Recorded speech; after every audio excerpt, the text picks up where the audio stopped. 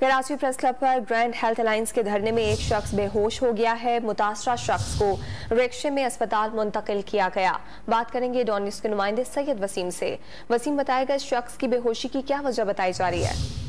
जी देखें, गुज़िश्ता 28 रोज से ये डॉक्टर और पैरामेडिकल स्टाफ अपना एहतिजाजी सिलसिला जारी रखे हुए हैं।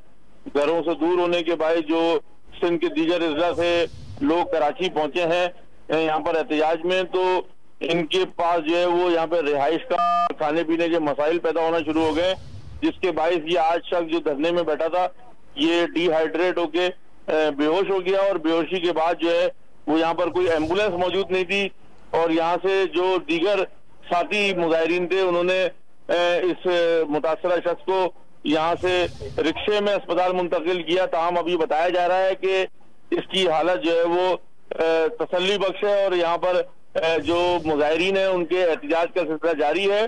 गुज़िश्ता रोज इन ग्रैंड हेल्थ अलायंस के जो एहतिजाजी मुजाहिरीन जो थे इनके ऊपर वाटर कैनन का इस्तेमाल किया गया, लाठी चार्ज हुआ, जिसके बाद जो है वो बेशतर की हालत जो है वो गैर है। और आज यहाँ पर जो मौजूद है एहतिजाजी मुजाहिरीन, उनमें से कई ऐसे मुजाहिरीन हैं जिनकी तबीयतें खराब हो रही हैं। जी बहुत शुक्रिया अपडेट्स के लिए।